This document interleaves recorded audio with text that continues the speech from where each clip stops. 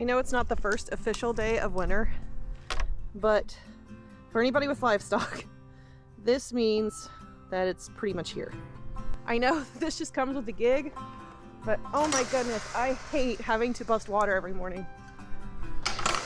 And yes, I do have water trough heaters that I will be dragging out. And it's funny because it usually is right around Thanksgiving. We're about 2 days away from Thanksgiving. And you know, I always think of Thanksgiving as like the pinnacle of fall. And then I come out here and there's so much frost, it is so cold, and then you've got this. This is the bane of my existence. This and having to drag buckets of water. We got lucky the last couple of years, but it doesn't look like... Oh boy, that's how bad it is.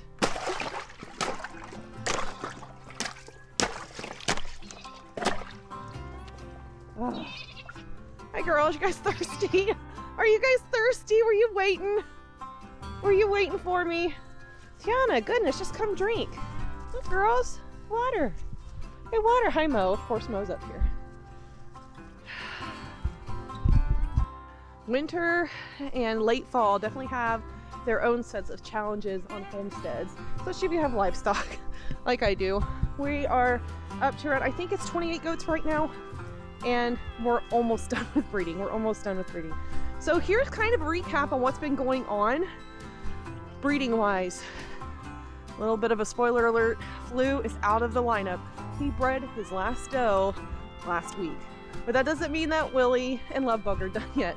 I've got some of my first fresheners that I'm waiting more until about January or so, late December, before I put them in with the buck, just to give them a little bit more time to put on weight and grow, but a lot of them look like they're going to be just fine. But here you go. Here's the recap on where we're at in our breeding season here on Mulberry Bridge Farm. What do you say, Rapunzel? What do you have to say? Merida and Lovebug. Make some babies, okay? What, buddy? Are you in love? Are you in love? You're acting more bucky this time, huh? Figured it out?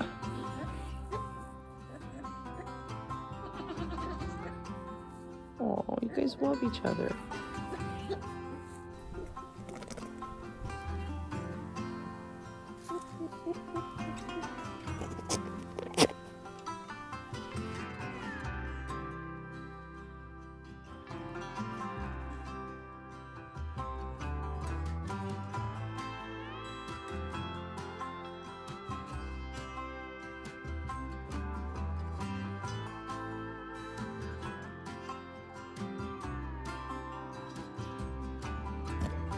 What are you doing? So that's where we're at in breeding season. It's really exciting. I always get super excited at the thought of new baby goats on the farm, because who doesn't love bouncing baby goats just everywhere? But one of the bad things about this time of year, we're nearing the end of our breeding season, is that there's been plenty of hard frosts. We're breaking water on water troughs, and our pasture is finally dying back because we've had so many hard frosts. So I have to hay in the mornings, and then sometimes I forget to restock my hay down here, and I have to get it from all the way up there.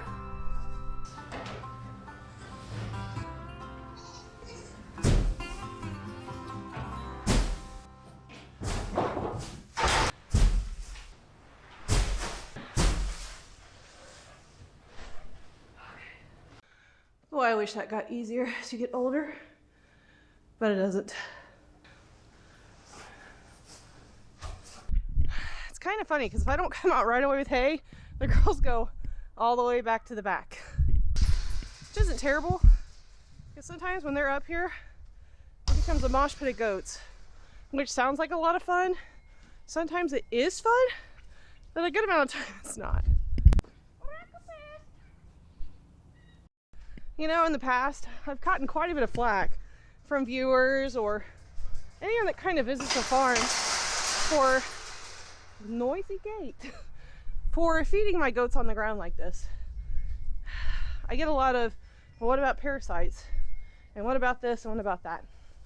And when I used to feed my goats inside, anybody that's ever had goats, you know that goats waste an insane amount of hay.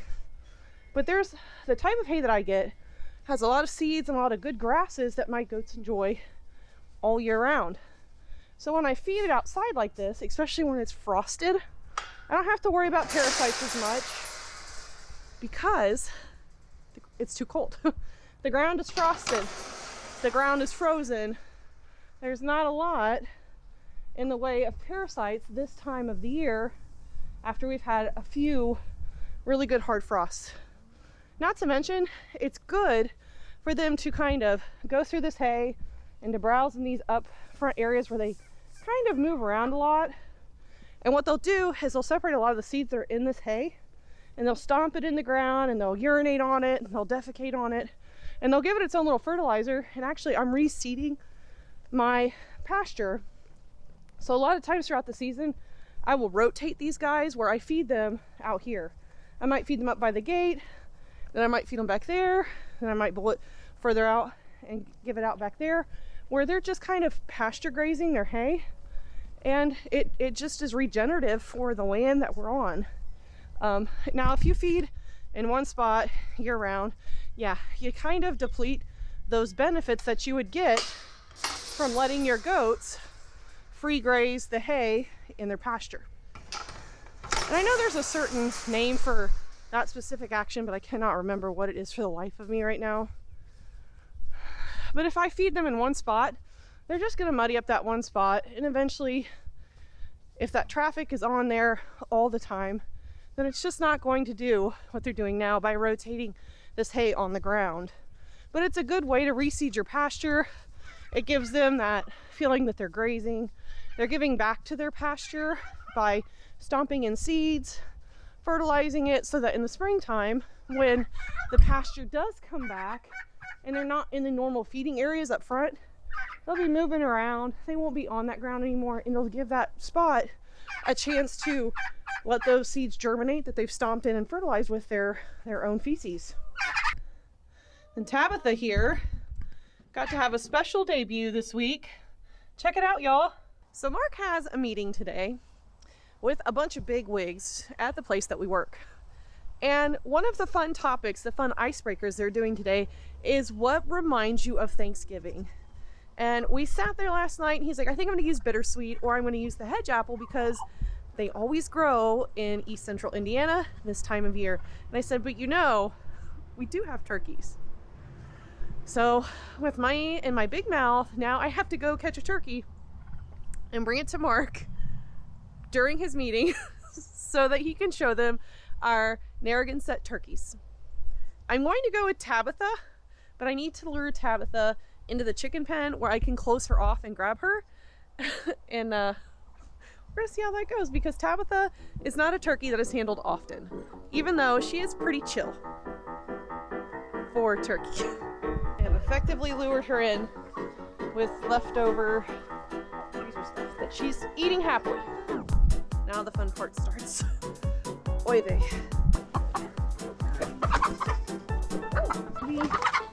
Tabby. You're okay, Tabitha. You're okay. Oh, almost. Almost. Okay. Okay. Ah! No, Tab. No. No, Tabby. No, Tabitha. No, Tabitha. No, Tabitha. No tabs. Okay. Okay. Okay. I really got her this time. I don't know why I open my mouth for these things. You think, Tabs? You think? I really hope she doesn't flap and scratch Mark. He's trying to hold her up for his team meeting. But I have a feeling she's gonna make it a very interesting team meeting, and that Mark might forever be remembered as that turkey guy. What do you think? What do you think? Tabs.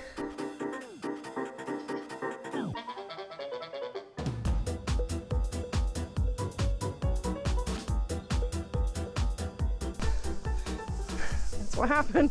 We ended up having to put turkeys on a Zoom call, which we were so afraid that Tabitha was going to poop or do something bad, but she was really good. and she was a favorite. Everybody loved to see a turkey on the call. We thought about bringing Thomas too, but Tabitha's much easier to manage. And thankfully, she didn't poop in my house. Get Jingo.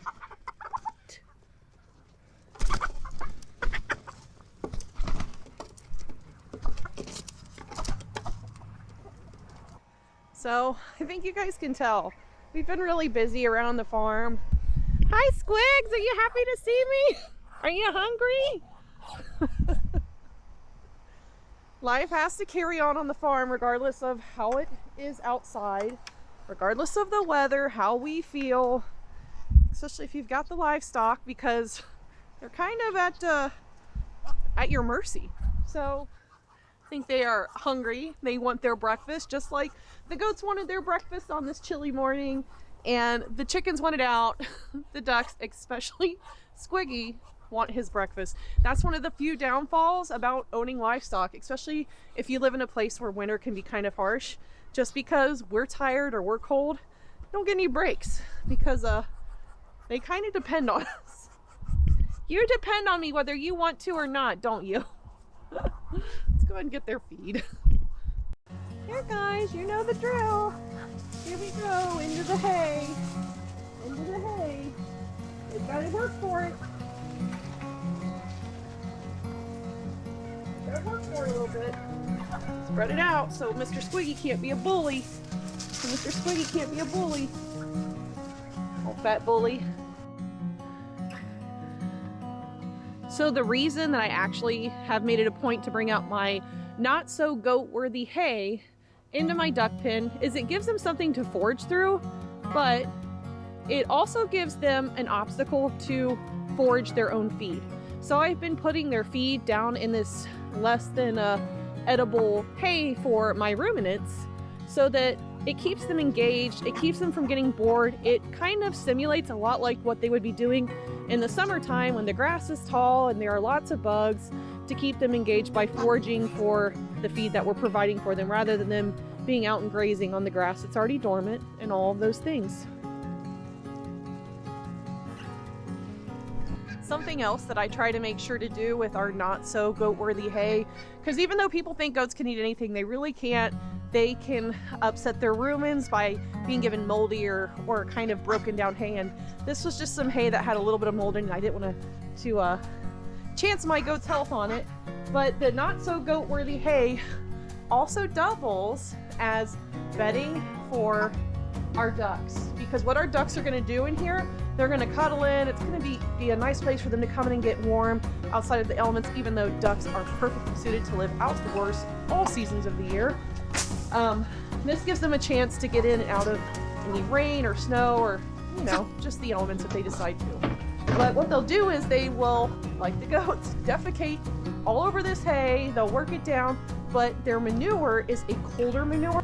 Their digestive systems just tend to break things down better than other domestic ducks. So at the end of the season, when I clean this out, or as I'm filling up my raised garden beds during this winter, I'll take this manure-filled hay and straw, and it'll be used as mulch and as compost for the garden next year. So nothing goes to waste, not even the hay that the goats don't even want.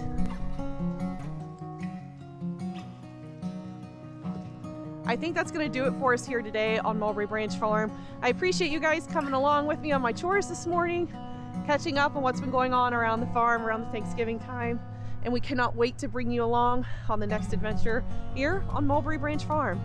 But in the meantime, guys, if you liked what you saw, make sure you let us know by dropping us a like, leaving us a comment, and subscribing. But until next time, we hope that you're all staying safe out there and being kind to one another. We're going to catch you in the next one. God bless y'all.